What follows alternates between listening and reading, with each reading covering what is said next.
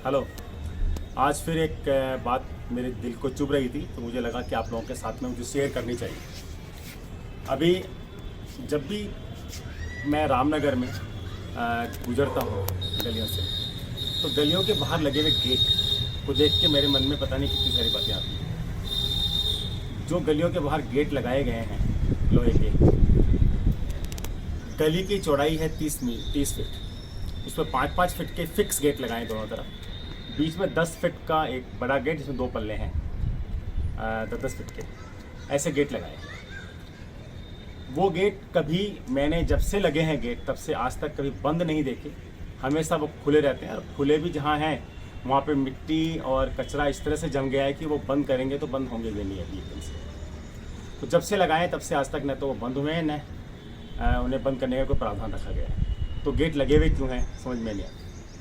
एक गेट के बारे में ज़्यादा मुझे विशेष तकलीफ़ होती है। उस गेट से जस्ट निकलते ही चौराया है बाहर, और उस चौराहे के ऊपर क्योंकि दोनों तरफ से रोडें आती हैं और ट्रैफिक रहता है, तो हमेशा डर सा बना रहता है कि पता नहीं कब कोई दुर्घटना हो जाए।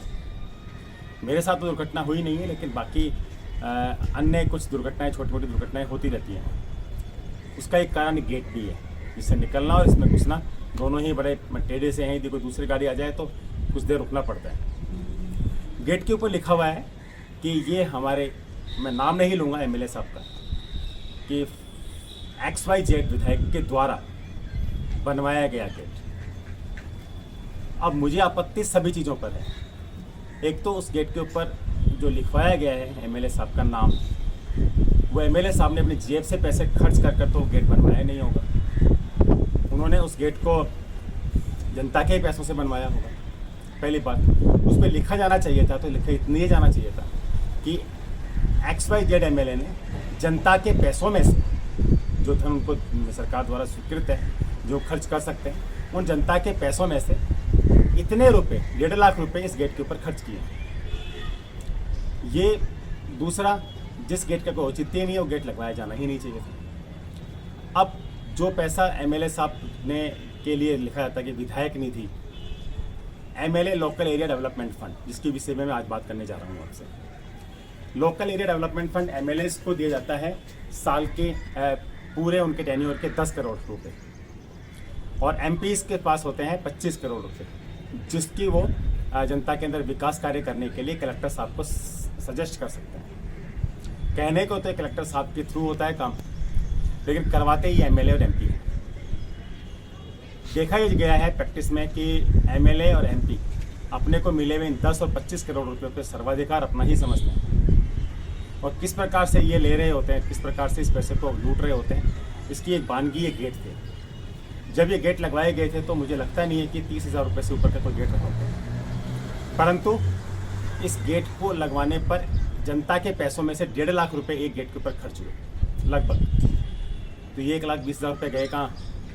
इतना ज़्यादा करप्शन, इतना ज़्यादा पैसा इसमें से ऊपर से ले लिया गया, जिसमें ठेकेदार के हिस्से में कितने गए होंगे मुझे नहीं मालूम, लेकिन अधिकांश हिस्सा किसी न किसी के पास तो गया ही होगा। अब एक मुझे बात ध्यान आती है, हमारे एक मित्र हैं, बहुत निकट के मित्र हैं, उनके विद्यालय में एक एमएलए साहब किसी कार्यक्रम में भाग लेने के लिए गए। भाग लिया उन्होंने और एक घोषणा की कि मैं एक कंप्यूटर, प्रिंटर, एक पूरा सेटअप इस विद्यालय को दूंगा। ये आज की बात नहीं है, आज से लगभग 15 साल पहले की बात। ठीक है, विद्यालय बहुत खुश हुआ कि चलो एमएलए साहब ने बच्चों के लिए कुछ तो घोषणा की, चले गए। उसके बाद विद्यालय के जो संचालक थे उन्होंने एमएलए साहब की पीए से बात की कि सर पीए साहब, वो आपने कंप्यूटर की घोषणा करी थी एमएलए साहब ने, उसका क्या? तो पीए साहब ने कहा रुको अभी मैं बोल दूंगा। पीए साहब ने कहा कि एक लेटर हेड लेकर मेरे पास आ जाओ और लेटर हेड पे लिख कर लाना कि क्या क्या कंप्यूटर, क्या क्या घोषणा की थी एमएलए साहब ने और क्या क्या आपको चाहिए। एक नीड का लेटर, डिमांड का लेटर, वो लिख कर ले गए। पीए साहब ने वो लेटर रख लिया और भेज दिया उन्हें। फिर कुछ समय बाद फ़ोन आता है पीए साहब का। हाँ, तो कुछ दिनों बाद में पीए साहब का संचालक महोदय के पास में फ़ोन आता है कि सर आप एक बार वहाँ कलेक्ट्रेट चले जाइए। कलेक्ट्रेट ऑफिस के अंदर एक डीड है, डीड के ऊपर सिग्नेचर होंगे, अमुक व्यक्ति से मिलिएगा, वो आपको प्रोसीजर करवा देगा। संचालक महोदय गए कलेक्ट्रेट ऑफिस में, जाके वो डीड के ऊपर सिग्नेचर करके आ गए। उसके कुछ दिनों बाद में फ़ोन आता है कि आप एक बार आके मुझसे मिलिए, ये सब का संचालक महोदय के लिए। संचालक महोदय उनके पास गए, जाके मिले उनसे, तो उन्होंने रसीदें दी कुछ, कहा इन रिसिप्ट्स को ले जाइए, इस पर जो आइटम्स लिखे हुए हैं इन्हें अपने स्टॉक रजिस्टर में उतारिए, उसकी फ़ोटो खींच के मेरे को भिजवा दीजिए। संचालक महोदय ने ऐसा ही किया, भिजवा दी। उसके बाद में कुछ समय बाद में उन्होंने फिर पीए साहब को फ़ोन किया कि सर वो बच्चे कंप्यूटर का वेट कर रहे हैं, तो आप ये कब तक आ जाने वाले हैं? इस प्रोसेस में पूरे में 6 महीने से ऊपर निकल गए। तो पीए साहब ने कहा कि एमएलए साहब के पैसे से या विधायक कोटे से कंप्यूटर की उम्मीद करना छोड़ दो। ठीक है, संचालक महोदय ने उम्मीद करना बंद कर दिया, परंतु इस बात को उन्होंने मुझसे भी कहा और जितने उनके जानने पहचानने वाले थे उन सबसे कहा। तो इस प्रकार से, और फिर बाद में पता लगा कि एमएलए साहब के लड़के के पास में, बेटे के पास में वो कंप्यूटर और वो सारा सामग्री आ गई है और वो उससे काम कर रहा है। इन सब दोनों उदाहरण से, गेट वाले उदाहरण से और कंप्यूटर वाले उदाहरण से, मैं ये बात कहने का प्रयास कर रहा हूँ कि जो MLA local area development scheme के अंतर्गत जो 10 लाख रुपए एमएलए को काम करने के लिए सैंक्शंस होते हैं, जो कलेक्टर के थ्रू काम करवा सकता है, या एमपी को जो 25 करोड़ रुपए सैंक्शन होते हैं, ये 10 करोड़ 25 करोड़ इसके ऊपर जो अपना अधिकार समझते हैं ये एमएलए एमपी, जो इनका होता नहीं है और जिसको बड़े गर्व से कहते हैं कि हमने ये काम किया, हमने ये काम किया, जनता का पैसा होता है। तो बस मेरा सुझाव है, इतना सा सुझाव है कि जहाँ कहीं भी ये कोई भी विकास का कार्य करे, छोटा सा विकास का कार्य करे, 10,000 रुपये की पूंजी लगा के विकास का कार्य करे, तो 10,000 रुपये भी लगाए हैं तो भी वहाँ एक बोर्ड लगा होना चाहिए कि यहाँ XYZ एमएलए ने या XYZ एमपी ने 10,000 रुपये जनता के पैसों में से 10,000 रुपये इस काम के खर्च किए हैं, और उस ठेकेदार का नाम होना चाहिए कि ठेकेदार ये था जिसने 10,000 रुपये में ये काम करा। 10 लाख का होगा, 1 लाख का होगा, 10,000 का होगा, 2 करोड़ का होगा, जनता अपने आप इसको एवेल्यूएट करेगी कि हाँ वास्तव में ये काम जो हुआ है ये इतने रुपए का है कि नहीं है। नहीं होगा तो वो अमुक ठेकेदार के खिलाफ FIR दर्ज करवा सकती है जनता, या उसको जाके बोलेगी तो सही कम से कम कि एमएलए साहब तुम्हारे सीधे साधे हैं बेचारे, समझते नहीं हैं, उनको तो तुमने ठग लिया, ये जो गेट है लगाए 1.5 लाख रुपये तुमने लिए हैं एमएलए साहब से, सैंक्शन करवा लिए हैं, ये 30,000 रुपये गेट है, चल 1,20,000 रुपये वापस कर या इसके बदले में और काम कर। तो इस प्रकार से जनता खुद अपने पैसों की मालिक बने।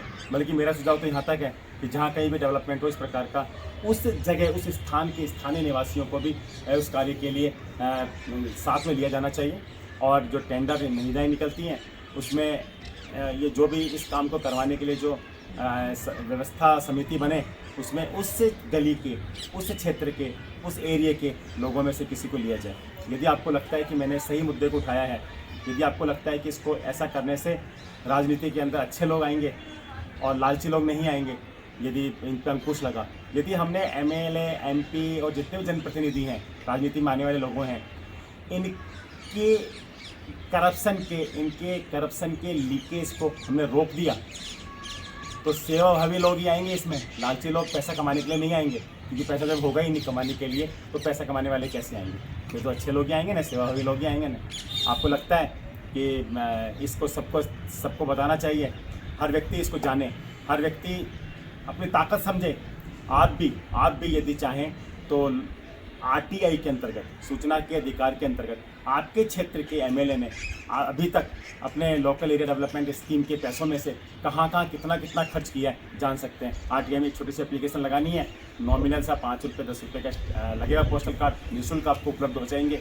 फोटोस्टेट के पैसे चाहते हैं तो लेते हैं वो, नहीं तो वो भी नहीं लेंगे, और आपको ये उपलब्ध होगी जानकारी और आप देख सकेंगे कहाँ पे क्या किया है। और मैं तो चाहता हूँ कि हमारे प्रधानमंत्री जी इस बात को बिल्कुल सख्ती से लागू करें।